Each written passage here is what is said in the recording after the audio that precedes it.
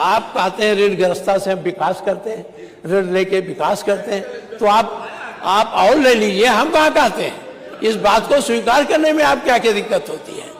आप अंतोगत घूम के फिर 9 लाख पर आ गए, 9 लाख करोड़ पर, इधर से उधर हमको इतने देर डिस्टर्ब किए। माननीय वित्त मंत्री जी, आपने नेता प्रतिपक्ष आपने कल एक एक्ट पास कराया अनुशासन का कि हम जो है किसी भी मूल्य में सकल घरेलू उत्पाद से 30% से अधिक कर्जा नहीं लेंगे, ये आपने कल पास कराया यही।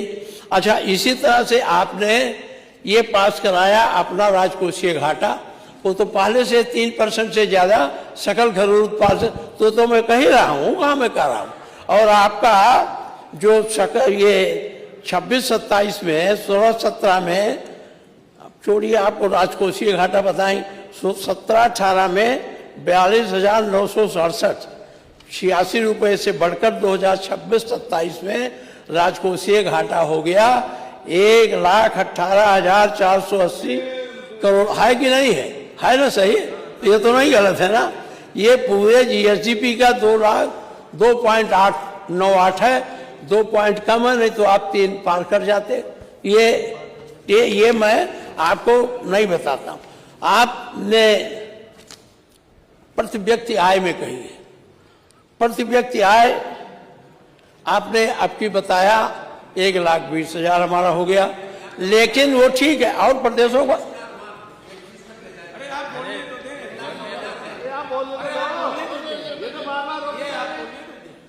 ऐसा है, 1,20,000 आपका अनुमान है कि हमारी प्रति कैपिटा आय हो जाए, लेकिन ये पूरे हिंदुस्तान का जो आय है प्रति कैपिटा, उसका तो 53.5% है। आप उसके बराबर अभी नहीं पहुंच पाए। आप मान रहे नहीं पहुंच पाए, लेकिन तब कहा इतना ढिढोरा पीट रहे हैं, बहुत हो गए, तरक्की कर गए, आय बढ़ा दिया, पता है, आप खुद स्वीकार कर रहे हैं। ठीक है, मैं आपको डिस्टर्ब नहीं करूंगा। नहीं ठीक है, हम ज्यादा नहीं करें। अब वो सकल घरेलू राज बताने में बहुत समय लगेगा, उसको ज्यादा नहीं। लेकिन एक चीज आपको बता दें, सकल घरेलू उत्पाद में कर्नाटक कर्नाटक तो हमसे थोड़ा 1 लाख करोड़ कम हो गया है, लेकिन तमिलनाडु हमसे ज्यादा है, महाराष्ट्र हमसे ज्यादा है। आप तीसरे नंबर, आप अरे हम इंटरप्ट करेंगे तो आप कैसे बोलेंगे। दो प्रदेशों से आप तीसरे नंबर पर आ गए। पिछली बार आपने बताया था कि तीसरी बार पहले बताया था, लेकिन कर्नाटक की आय उस समय ज्यादा थी, कर्नाटक का घट गया, आप 1 लाख करोड़ बढ़ गया, तो आप पूरे हिंदुस्तान में अब तीसरी शक्ति हो गए। जब आप तीसरी शक्ति हो गए तो विकास काम भी ज्यादा होना चाहिए। हम लोग, माननीय मुख्यमंत्री जी, हमारा जो समाजवादी पार्टी का बजट था वो 3 लाख करोड़ कुछ था, लेकिन हम लोगों ने कितने काम किए? हम लोगों ने उसे बहुत काम किया। अब उस कामों की सूची हम नहीं देंगे, क्योंकि आप यहाँ तो जो बोलने खड़े होते हैं वो वही 12-13 से शुरू करते हैं, ये नहीं किया वो नहीं। लेकिन आपको बताओ, उस पैसे में इकाना जैसा स्टेडियम बना, इकाना उसी में बना था।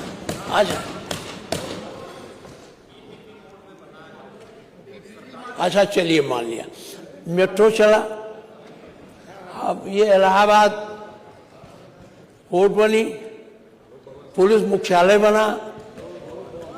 अब हम बहुत, कहाँ तक हमारे पास 110 लिस्ट है, अगर हम पढ़ाएंगे तो बहुत समय लग जाए, लेकिन ये सब उतने पैसे में बना। आप इतना बड़ा बजट लाए हैं, कोई एक बता दीजिए सिवाय एक्सप्रेस वे को छोड़कर कि आपने लोक भवन भी उसी में बना है जिसमें आप बैठते हैं। लोक भवन उतने ही बजट, आप इतना बजट लिए पिछली बार, कितना बड़ा काम कोई प्रदेश में किसी कोने में क्यों? आप जो बोलेंगे तो आप बता दीजिएगा, मैं वो नहीं कहना चाहता हूं। दूसरी बात है कि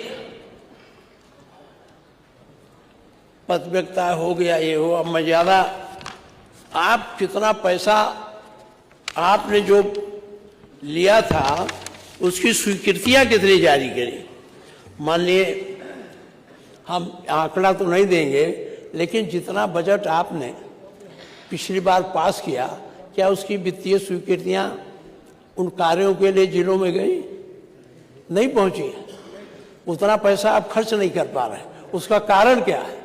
या तो आप कंसोलिडेट में पैसा नहीं है कंसोलिडेटेड फंड में, अथवा आपका ये आकलन गलत हो गया है। तो बजट बनाते समय उन सारी बातों पर गंभीरता से सोचना चाहिए, जिससे आगे चल करके दिक्कत ना हो।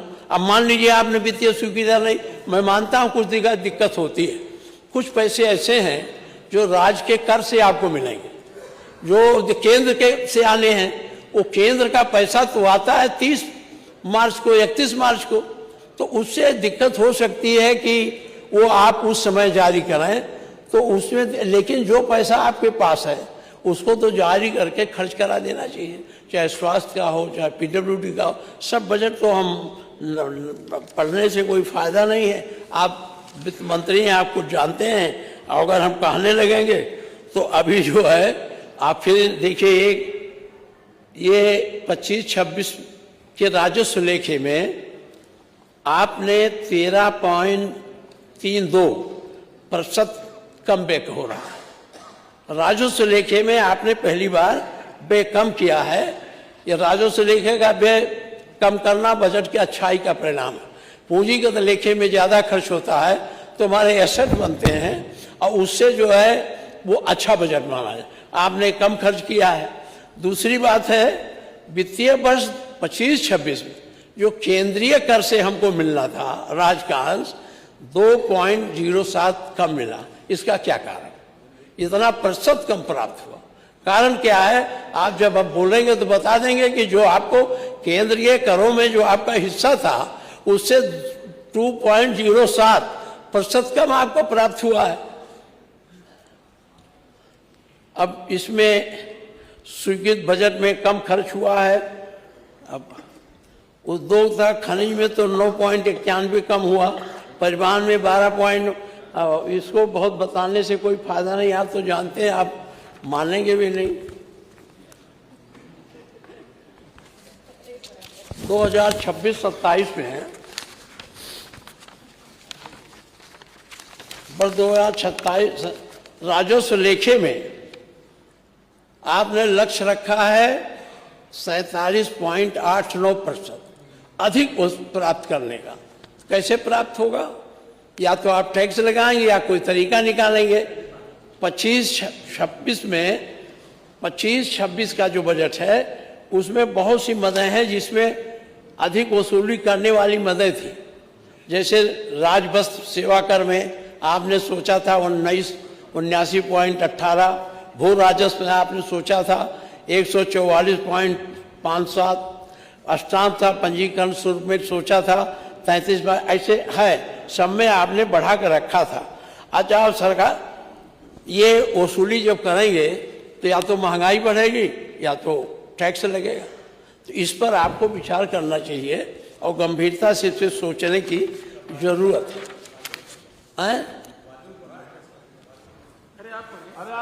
अच्छा चलिए, नहीं ठीक है, आप टोकते हैं, ठीक है, हम सुधार कर लेंगे अगर हो सकता है हमारी जानकारी ना हो, क्योंकि सरकार के पास सारे आंकड़े अधिकारी हैं। अब तो छपता नहीं। वित्त मंत्री जी, आप पहले यहाँ एक सूचना की डायरी छपती थी। सूचना विभाग, सांख्यिकी विभाग बताता था हमारा पर हेक्टर कितनी उपज है, हमारा पर कैपिटा कितनी आमदनी है, हम दवा पर कितना पर कैपिटा खर्च करते, एक सूचना डायरी बनती थी। अब आपने वो भी बंद कर दिया। नहीं है। अब हमको तो नहीं मिलती तो इसको खोजने क्या जरूरत थी? लाइब्रेरी में वही बैठ के पढ़ लेते, उसको करने की क्या जरूरत थी? नहीं, बनवा दीजिए, बनवाना चाहिए। ब्याज अनुपात, यह अनुपात जितना अधिक होगा, राज्य सरकार किसी नए ऋण की सेवा प्रदान करने और अपनी राजस्व प्राप्तियों से अपने राजस्व व्यय को पूरा करने में उतनी ही कम सक्षम होगी। यह ब्याज अनुपात निरंतर बढ़ता जा रहा है। 24-25 में 9.6% था, 25-26 में 10.4% रहने का अनुमान है, 26-27 में 9.2% का अनुमान है ब्याज का। ये अब जब ब्याज बढ़ेगा तो आपका बहुत बड़ा जो खर्च होना है वो अपने आप रुक जाएगा, इसलिए इसको भी आपको ध्यान देना चाहिए। अब मैं 2-3 बातों बजट पर फिर मैं एक बात कहता हूँ। माननीय मुख्यमंत्री जी जब आज बजट भेजते हैं हम लोग गदगद हो जाते हैं कि बजट आ गया, मेरी सड़क बन जाएगी, और 12-1 बजे बाद जब इंजीनियर से पूछते हैं कहते बजट वापस हो गया। उसका कारण क्या है? आप जीरो बजटिंग कर देते हो। होना भी चाहिए, हम नहीं, पहले ये व्यवस्था थी, हालांकि मैं ही उसमें जिम्मेदार हूँ। माननीय तिवारी जी मुख्यमंत्री थे, मैंने उनसे लड़के को, हम पहले ये होता था बजट आया अगर नहीं खर्च हुआ उसका तो दिक्कत ये होती है वो पैसा जाए कहाँ। तो पहले तिवारी जी थे मुख्यमंत्री, तो उन्होंने पर्सनल लेजर अकाउंट बनवाया था और उसमें डाल देते थे और पैसा पड़ा रहता था, 2 लाभ होता था। एक तो आपकी ट्रेजरी हाई रहती थी, जब ट्रेजरी हाई रहती थी तो आप रिजर्व बैंक से आपको पैसा बराबर मिलता रहता था। अब क्या हुआ, पैसा चला जाता है और लैप्स हो जाता है, वो योजनाएं चल नहीं पाती, वो उसमें पड़ा रहता था। हमने क्यों उठाया था? हमारे जिले में 3 अरब रुपया पीएलए में पड़ा था, प्राथमिक प्राइमरी स्कूलों का, काम नहीं हुआ। मैं बहुत लड़ा, फिर ये प्रश्न अध्यक्ष जी ने प्रश्न और संदर्भ समिति को सौंप दिया। फिर तिवारी जी मान गए कि ठीक है पीएलए में जमा करेंगे, लेकिन 1 महीने बाद उस पैसे को निकालकर हम उन कामों पर खर्च करेंगे जिसके लिए स्वीकृत अभी है नहीं। पैसा जाता है, चला आता है, काम होता नहीं। तो इस पर आपको ध्यान देना चाहिए कि बजट वापस ना हो। किसी भी तरीके से बजट वापस होता तो आपका विकास रुकता, आपकी योजनाएं रुकती हैं, आपका जो संकल्प है वो संकल्प कमजोर होता है। इसलिए मैं आपसे निवेदन करता हूं इस बजट के बारे में इसको सोचें और किसी भी तरह से जो पैसा जाए फिर रात में ही वापस ना आवे, उस काम के लिए रखा जाए। ये बजट के मामले में अब मैं ज़्यादा नहीं कहूँगा, बहुत हो गया है, और खन्ना जी तो कुल पढ़े ही हैं, इनको बताने कोई ज़रूरत ही नहीं है। मैं एक बात आपसे कहना चाहता हूँ मान्यवर, अब मैं दूसरी तरफ बढ़ता हूँ। देखिए स्वास्थ्य मंत्री भी बैठे हैं। मानव जीवन की 2 चीज़ें बहुत आवश्यक है, चिकित्सा और शिक्षा। ये दोनों मानव जीवन के विकास को पराकाष्ठा पर ले जाते हैं, और इस पर अगर आप अधिक ध्यान नहीं देंगे तो ज्यों की त्यों रह जाएंगे।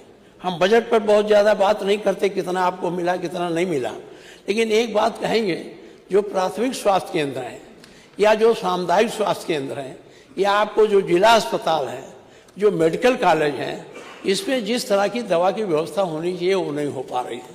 आप सामुदायिक स्वास्थ्य केंद्र पर तो आपने ट्रस्ट की व्यवस्था करा दी है, हमारे अस्पताल में भी है, क्योंकि उत्तर प्रदेश में 1-2 स्वास्थ्य केंद्र जब सामुदायिक स्वास्थ्य केंद्र बने थे, रमाशंकर कौशिक जी स्वास्थ्य मंत्री थे, तो उनसे मांगकर एक अपने लिए ले गए थे, क्योंकि वो हमारा सबसे बड़ा पुराना था। अब तो बिल्डिंग भी गिरा के नहीं बनने जाए, वहाँ है, लेकिन अगर स्वास्थ्य इसमें डॉक्टर नहीं उपलब्ध हैं, आपको सर्जन नहीं मिल रहे हैं, ऑपरेशन करने वाले नहीं मिल रहे हैं, और आपने यूक्रेन से और मॉस्को से और जहाँ से पढ़ के लड़के आए हैं उनको आपने अभाव में नहीं, आपके एमबीबीएस मिले लखनऊ के, कानपुर के, आपने उनको रख लिया। मैं उनकी योग्यता को नहीं चैलेंज करता हूँ, लेकिन वो लोग उतने परिपक्व नहीं है। हमारे मेडिकल कॉलेज में जाता हूँ तो हम देखते हैं यूक्रेन वाले और ये सब वहाँ हैं। तो ये आप जो एक जिले में एक ही अस्पताल मेडिकल कॉलेज बनाइए, जिला अस्पताल है, अब तो हर जिले में मेडिकल कॉलेज, उसको इतना परिपूर्ण करना चाहिए जहाँ से लोगों को लौटना न पड़े। अब होता क्या है, मुख्यमंत्री जी आपका सबसे बड़ा सबसे पुराना मेडिकल कॉलेज है, मैं उस मेडिकल कॉलेज में स्वास्थ्य मंत्री के रूप में भी गया हूँ, वैसे भी गया हूँ। अब होता क्या है, अगर प्राथमिक स्वास्थ्य केंद्र द्वारा रेफर कर दिया जिले पर, जिले माने मेडिकल कॉलेज में, तो ठोंक बजा के लिख देते हैं गोरखपुर मेडिकल कॉलेज जाओ। अब वो बेचारा लाते फाने मेडिकल कॉलेज जाता है। अब मेडिकल कॉलेज से फिर वो लिख देते हैं पीजीआई जाओ, अब फिर वो भागता वहाँ से पीजीआई आता है, पीजीआई बता दिया मेरे यहाँ जगह ही नहीं है। तो इस प्रकार की जो प्रवृत्ति बढ़ रही है डॉक्टर लोगों की, अब गोरखपुर तो इतना पुराना मेडिकल कॉलेज है, वहाँ तो अच्छे डॉक्टर होंगे, वो क्यों रेफर कर देते हैं? इस पर मैं आपसे ये आग्रह करता हूँ, इसको आप देखें, ये रेफर करने वाली पर पार्टी खत्म हो। दूसरी बात, आप यहाँ भी कुछ संविदा पर हैं, आउटसोर्सिंग हैं, तो बेचारे क्या करें, वो तो रोज हमसे मिलते ही हैं। अब हमारे यहाँ एड्स की देख रेख के लिए आपने कर्मचारी रखे हैं संविदा पर। होता क्या है, जब उनके अधिकारी नाराज हो जाते हैं तो पट से उनका निकालते हैं रिजल्ट और उनको बाहर कर देते हैं। तो ये जो संविदा कर्मी है स्वास्थ्य में, तो कम से कम संविदा कर्मी न रखें। अब मेडिकल कॉलेज में संविदा कर्मी, पैरा मेडिकल सब संविदा पढ़ाएंगे तो उतनी कायदे से काम नहीं करेंगे, परिणाम क्या होता है, भ्रष्टाचार आ जाता है। अब देखिए, जो संविदा कर्मी एक्सरे के लिए है, जरा सा झगड़ा हुआ फौरन आदमी पहुंच जाता 325 बनाने के लिए। अब वो क्या करते हैं, यहाँ एक बाल रख देंगे और इसके बाद चाहे टूटा हो चाहे ना टूटा हो एक्सरे बना के दे देंगे, रुपया ले लेंगे।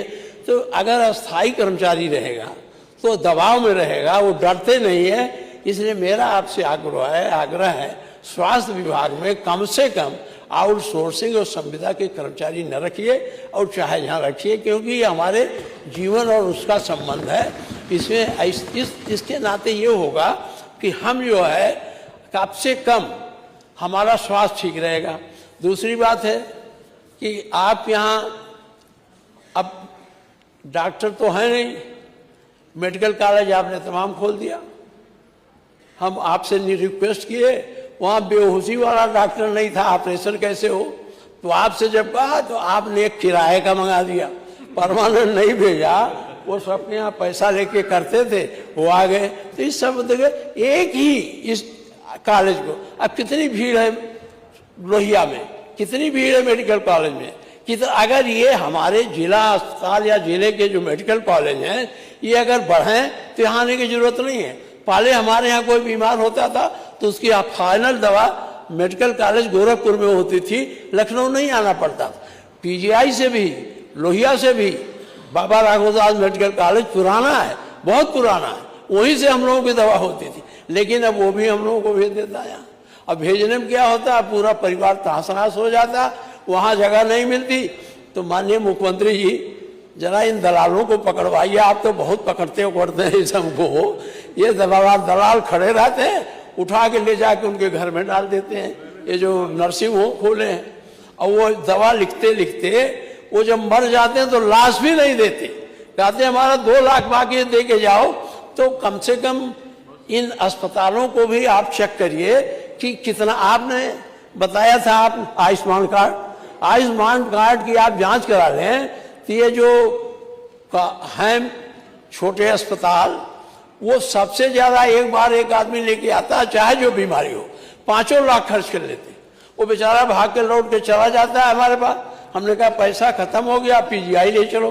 तो आपने हम लोगों को दिया तो उसमें तो कुछ दे देते हैं, लेकिन इस व्यवस्था को आप ठीक करिए जिससे ग्रामीण आदमियों को, गांव के रहने वालों को भी सुविधा मिले। गांव का आदमी लखनऊ आता है तो घर बेच के आता है, खेत बेच के आता है। सबसे 2 चीजें जो हमारे लिए सबसे सुलभ होनी चाहिए, शिक्षा, स्वास्थ्य, ये दोनों महंगी हो गई हैं। जब से WTO लागू हुआ तब से तो दवाएं इतनी महंगी हो गई हैं। 5 रुपया लेके जाइए, घर भर की दवा लाइए। अब घर भर की दवाई नहीं मिलती है। तो मैं आपसे आग्रह करता हूं कि ये इसमें करिए। और जो आपने बुनियादी, कितनी अच्छी बात समाजवादी पार्टी की सरकार ने किया था, उसकी प्रशंसा नहीं करते। जब लोग उठते हैं तो सीधे ठगी, बेईमानी और कोई आरोप नहीं बचता है जो समाजवादी पार्टी के सरकार पर। आपने कोई निकाला 102, 108, ये गरीबों की प्राणदायक व्यवस्था बन गई है। और जो कमजोर वर्ग के सड़कों पर घरों में डकैती डाल देते थे, उनके लिए 100, जिसको आपने 112, ये प्राण रक्षक वाहन है। ये किसने किया था? अखिलेश यादव जी ने किया। हाँ अरे हुआ ना, लेकिन मैं कहता हूँ अब मैं कहता हूँ वो एम्बुलेंस अब खराब हो गई। अब उतनी दूरी तक लखनऊ तक आने में उनको दिक्कत हो। मेरा ये कहना है कि आप इनको चेक करा लें, जो खराब है उनको बदल दीजिए और इनको गतिमान रखिए, जिससे अब रास्ते में एक्सीडेंट हो जाता है, दौड़ के जाते हैं, लाद के जिले में ले जाते हैं, सब ले जाते हैं ना। तो इसको पुराने बहुत हो गए, हम जाते हैं कुछ जर्जर हैं, चलते नहीं, कहता भाऊ हम मुख्यालय से जा ही नहीं पाएंगे, लखनऊ जाए हैं। तो इसको आपसे निवेदन है, इसको जांच करा लीजिए और इसको ठीक कराइए।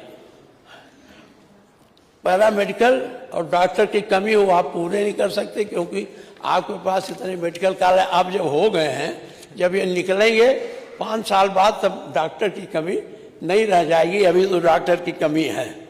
अभी हम जनसंख्या के अनुपात में केवल 1000 पर 0.37 डॉक्टर हैं, जबकि WHO का मानक है 1000 पर 1 डॉक्टर।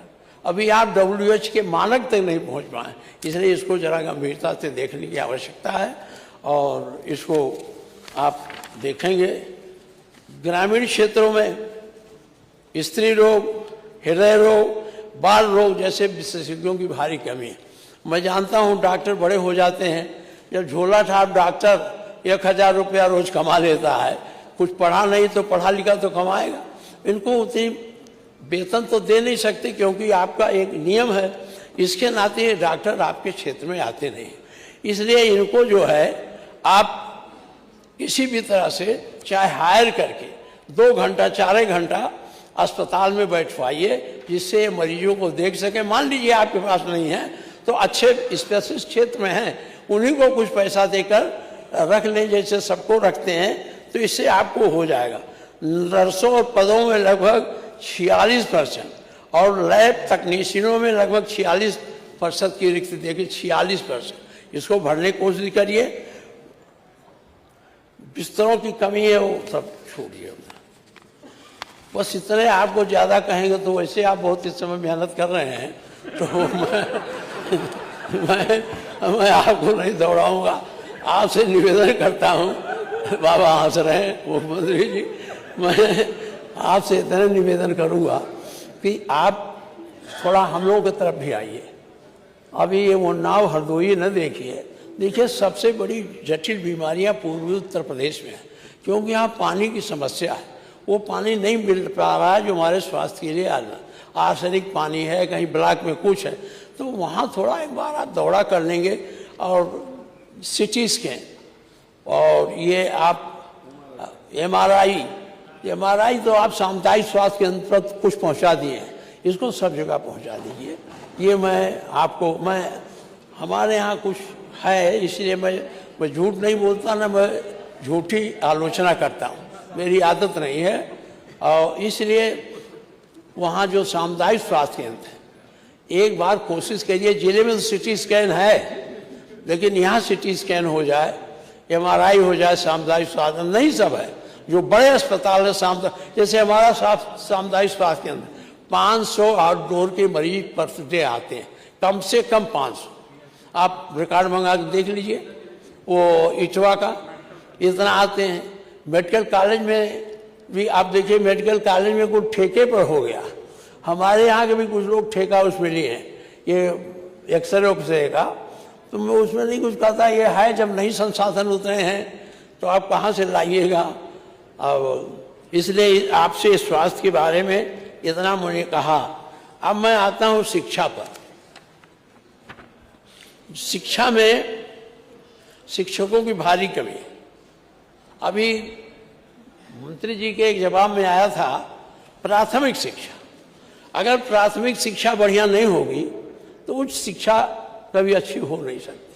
हम लोग जिस समय प्राइमरी स्कूल में पढ़े थे, आप पता नहीं पढ़े कि कॉन्वेंट में पढ़े, हम तो बोरा वाले स्कूल में पढ़े, जहाँ अपना बोरा ले जाओ, बिछाओ, पढ़ो।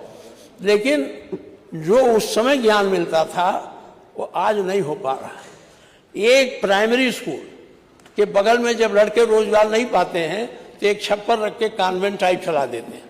मान्यता नहीं मिलती है उनका रोज दिक्कत होती है, वो बेहतर पढ़ाई करते हैं आपके प्राइमरी स्कूल से। आपने अब कंपोजिट विद्यालय खोला है, लेकिन वो भी 2 ही खोला है जिले में कंपोजिट विद्यालय। अब मुकाबला करना पड़ता है तो ग्रामीण स्तर का बच्चा, जो पिछड़े वर्ग के लोग हैं, गरीब लोग हैं, जो इन स्कूलों से पढ़ के आते हैं, इन कॉन्वेंटी स्कूलों से जब उनका मुकाबला पड़ता है तो कमजोर हो जाते हैं। तो आप कहते हैं इनका नंबर ही नहीं आया, नौकरी कहाँ से, पढ़ने की सुविधा देंगे नहीं और नौकरी में कहेंगे इनका नंबर नहीं आया। इसलिए इस व्यवस्था को थोड़ा सुधार करिए। क्यों आप 70,000 देते हैं, कभी कोई प्राइमरी स्कूल का टीचर 1 लाख पाता है, वो 1 लाख पाता है, 3-4 हजार वाले लड़के इतना बढ़िया पढ़ाते हैं, क्यों नहीं पढ़ाता? आपने शिक्षा, खंड शिक्षा कहाँ है मंत्री जी? नहीं है। खंड शिक्षा अधिकारी, खंड शिक्षा अधिकारी रखे गए हैं, उनकी देख रेख के लिए रखे गए हैं। तभी हम तो परेशान थे, मैंने बड़े मेहनत से जाके छुट्टी पाए। सब पश्चिमी उत्तर प्रदेश के लोग और नोएडा, सहारनपुर, गाजियाबाद, पूरे हमारे सिद्धार्थनगर में पहुंच गए थे। बड़े अच्छा लड़के पहुंचते, लड़कियां पहुंच गई थी, परेशानी थी। तो मंत्री जी से कहा, बाबा जी ने कुछ रुके, वो चले गए वहां। अब वो जगह रिक्त है। हमारे गांव में भी एक शिक्षा मित्र है, हमारे गांव के स्कूल में नई मास्टर है। अब मंत्री जी से कहता हूं तो कहते हैं हमारे पास शिक्षक बहुत भरे पड़े हैं। अभी आपने अपने जवाब में ही बताया परसों कई हजार शिक्षक खाली। तो जब तक प्राइमरी बुनियाद नहीं ठीक हो गई तब तक उच्च शिक्षा आप बेहतर नहीं कर सकते हैं। और उच्च शिक्षा हमारे इन्वेंशन के लिए, हमारे आविष्कार के लिए, हमारी संस्कृति को, हमारी धरोहर को, हमारे ज्ञान को ऊर्जा देने के लिए आवश्यक है।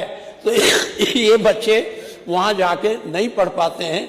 इसलिए माननीय मंत्री जी, मैं आपसे कहता हूँ आप भी दौड़ा करिए किसी प्राइमरी स्कूल में।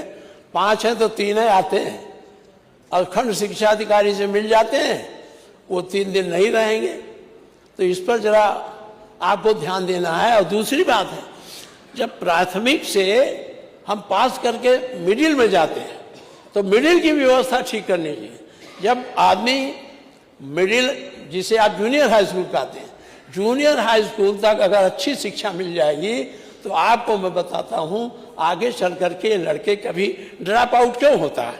ड्रॉप आउट आपको दिखा दे तो आप वो हो जाएंगे। ड्रॉप आउट ये माध्यमिक स्तर पर बच्चों में स्कूल छोड़ने की दर अधिक है। लड़कियों के मामले में यह दर लगभग 15% ड्रॉप आउट हो जाते हैं, छोड़ देते हैं। कारण क्या है? उनका मन लगता नहीं। अच्छा, वो सोचते हैं रोजी रोटी मिलेगी नहीं, वो अपना रिक्शा चलाने चले जाते हैं, बम्बई चले जाते हैं, अहमदाबाद। तो इसको अगर बेहतर करेंगे तो गरीबों के लड़के भी पढ़ लेंगे। अब हम लोगों की भी हैसियत ऐसी नहीं है कि हम उसमें सिटी मान सिस्टम पढ़ावें। एक लड़के की फीस इतनी है। अच्छा, एक चीज और करिए माननीय मुख्यमंत्री जी, कानून बनाकर इन जो कॉन्वेंट या इस तरह के स्कूल हैं जहां 5-5 लाख 20-20 हजार पर मंथ फीस लेते हैं, कानून बनाकर इनको रोकिए, इनको एक सीमा तक लाइए। जब तक कानून नहीं बनेगा, मानने वाले नहीं हैं ये, उससे ये उसको व्यवसाय समझनी है, शिक्षा को आय का साधन समझनी है। और जब तक आय के साधन से इनको अलग नहीं करिएगा तब तक शिक्षा बढ़िया आपकी हो नहीं सकेगी। इसलिए ऐसे लोगों को आप घेरे में, ये कौन है स्कूल है, ये जयपुरिया है, ये कौन है, फलाना है। बाबा आपको बताया नहीं, जयपुरिया वाला मुझे बुला ले गया कानपुर अपने स्कूल के उद्घाटन में। तो हमने पूछ लिया गरीब लड़कियों को कितना फीस लेते हो, क्यों इतना लेते हो? वो नाराज हुआ, तब से हमको बुलाया भी नहीं। कहा कि आप आए हैं हमारे स्कूल की वो देखने आए कि आए हैं बच्चों को संबोधित करने। तो ये है, आप गोरखपुर में है नहीं, कारमेल ओरमेल है नहीं, तो ये ऐसे नहीं जाएगा। वो संविधान के अधिकार का, जिन्हें अपनी जो कॉन्वेंट या स्कूल चलाने का अधिकार उन्हें मिला है कि वो अपने हिसाब से स्कूल चलाएंगे, उसका दुरुपयोग करते हैं, लाभ उठाते हैं। आपकी लखनऊ यूनिवर्सिटी लेती है फीस थोड़ा, आई एक आप गलगोटिया पूछ लीजिए कितना फीस हो, तो अपने खोज ले आया पता नहीं कहाँ कुत्ता कि हमने बनाया है, आ गया जाए। यही सब यूनिवर्सिटियां हैं। जब इनको यूनिवर्सिटी बनाने का विधेयक आया था तो खड़ा होकर मैंने विरोध किया था। ये सब मत करो। ये जितने आप यूनिवर्सिटी दिए जा रहे हो, ये शिक्षा के विस्तार के लिए नहीं है, इन पूंजीपतियों को बढ़ाने के लिए है। इनकी पूंजी बढ़ेगी, उससे शिक्षा कम बढ़ेगी, ये इनकी पूंजी ज्यादा बढ़ जाएगी। इसलिए मैं आपसे एक निवेदन करता हूं कि एक कानून बनाइए।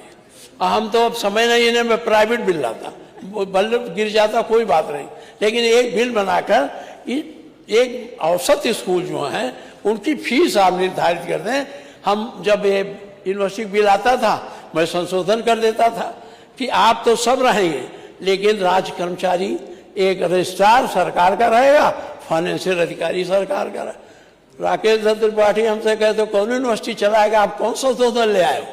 हमने कहा भाई, जब खाली पैसे कमाना है, शिक्षा का महत्व नहीं रह जाएगा, गरीब कहाँ पाएगा? दो मुकाबला हो रहा है, एक बड़ा शिक्षा, एक छोटा शिक्षा। बड़ा शिक्षा वाला IAS, छोटा शिक्षा वाला रिक्शा चालक, टेम्पो चालक। ये दो प्रकार की संस्कृति क्यों पैदा की जा रही है? इसमें कानून बना के आपको इसको रोक